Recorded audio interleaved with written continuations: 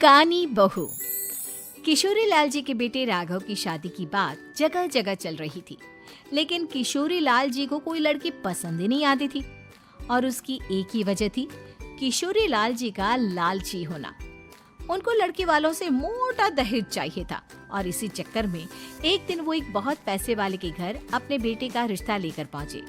उस आदमी का नाम था ओम प्रकाश। देखिए किशोरी लाल जी, मेरी एक ही बेटी है और मेरी सारी संपत्ति जायदाद सब कुछ मेरी बेटी नैना का ही है। पापा, नाम से लगता है बहुत खूबसूरत होगी। कितना अच्छा नाम है ना, नैना। ओ, वैसे बात तो सही है आपकी। अब इतना पैसा है, जमीन जायदाद है, इकलौती बेटी, आप भी क्या करेंगे? सब कुछ उसे ही देंगे ना। बिल्कुल ठीक पहचाना आपने। बस बेटी की शादी और सारी जायदाद उसके नाम। पापा, बिना देखे हाँ कर दीजिए ना। इतना अच्छा रिश्ता फिर कहाँ मिलेगा? माला माल हो जाएंगे हम। मैं अपनी बेटी को बुलाता हूँ। अरे नहीं नहीं नहीं नहीं, आपकी बेटी का नाम नैना है, सुनकर ही लगता है बहुत सुंदर होगी। रहने दीजिए अंकल, मैं तो आपकी बेटी के नाम से ही इतना खुश हो गया हूँ कि उसे बिना देखे शादी करने को तैयार हूँ। अब तो मैं उसका चेहरा सीधे शादी के बाद ही देखूंगा। और इस तरह राघव नैना का चेहरा नहीं देखता और उससे शादी कर लेता है। शादी के बाद अपनी सुहाग रात पर जब राघव नैना का घूंघट उठाकर देखता है तो नैना की आंखें बंद थी। कितनी खूबसूरत हो तुम नैना, जरा अपनी आंखें खोलकर मेरी तरफ देखो तो सही। नहीं, मुझे शर्म आती है। अरे, मैंने तुम्हें शादी से पहले भी नहीं देखा, और अब अगर तुम आंखें खोलकर मुझे देखोगी भी नहीं तो मुझे अच्छा कैसे लगेगा? इससे पहले कि नैना अपनी आंखें खोलकर राघव की तरफ देखती, अचानक से लाइट चली गई और राघव नैना को पूरी तरह से देख भी नहीं पाया। अगली सुबह नैना राघव के लिए नाश्ता बनाकर लेकर आई। अरे ये क्या, आधा पराठा सेका हुआ है और आधा बिल्कुल कच्चा। ये तुमने क्या किया नैना?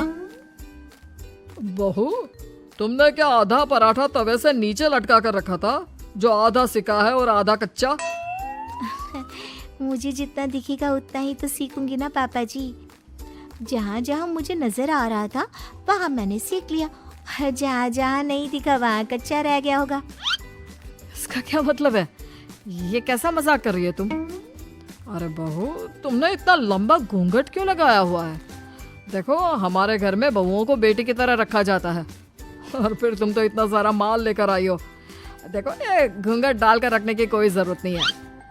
हाँ नैना, पापा जी ठीक कह रहे हैं, तुम तो आराम से रहो, अपना ही घर समझो। नैना अचानक से अपना घूंघट उठा लेती है।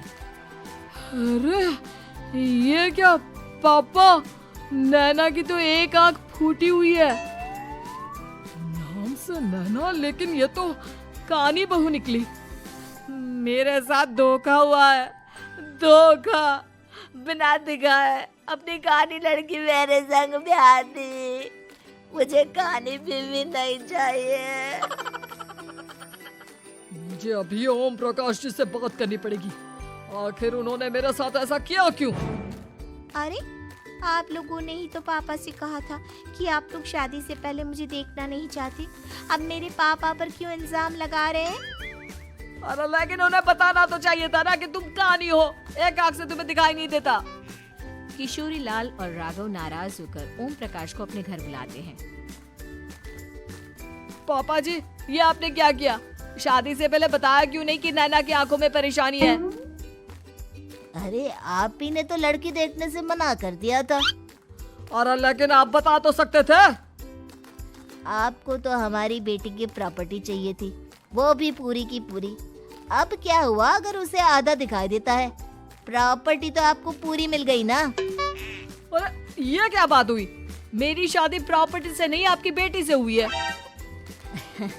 अब ये तो पहले सोचना चाहिए था, तब तो मेरी प्रॉपर्टी देखकर तुम्हारी जुबान लप लपा रही थी। लेकिन मैं कानी लड़की को अपनी बीवी बनाकर नहीं रख सकता। पापा, कुछ करिए ना आप। हाँ, करता हूँ। देखिए ओम प्रकाश जी, आप हमारे साथ ऐसा नहीं कर सकते।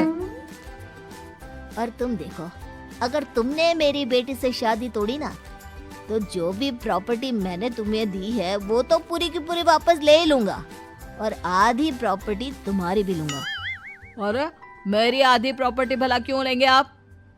इसलिए क्योंकि मेरी बेटी को आधा नजर आता है और उसकी नजर अभी तक तुम्हारी आधी जायदाद पर ही पड़ी है।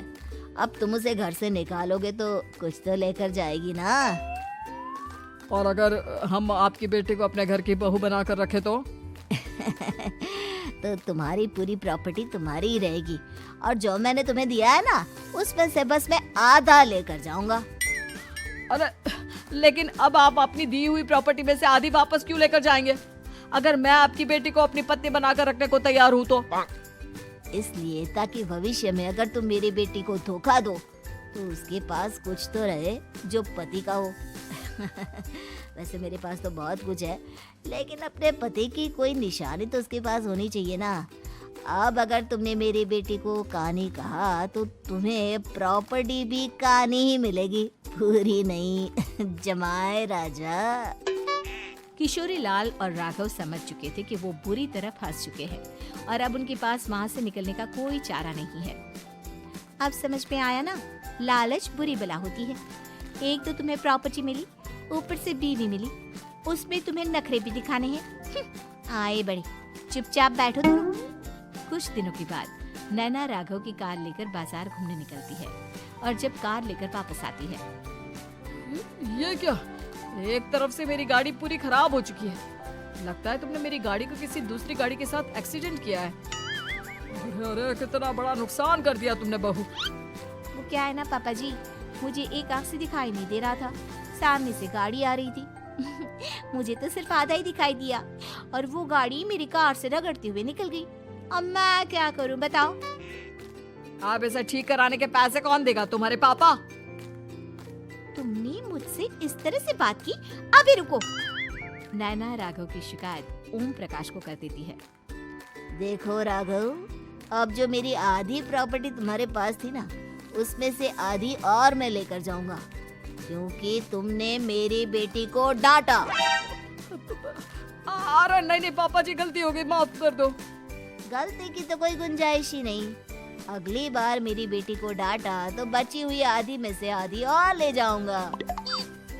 लालच के चक्कर में हम दोनों ने बहुत बड़ी गलती कर दी बेटा। एक तो तुम्हें कानी बहू मिली और ऊपर से जो माल मिला वो भी काना। इस तरह राघव की हर एक गलती पर ओम प्रकाश उसकी प्रॉपर्टी का आधा आधा हिस्सा लेकर अपना सारा माल वापस ले गया और राघव को कानी बीवी से काम चलाना पड़ा। भाई लालच वाकई में बुरी बला है।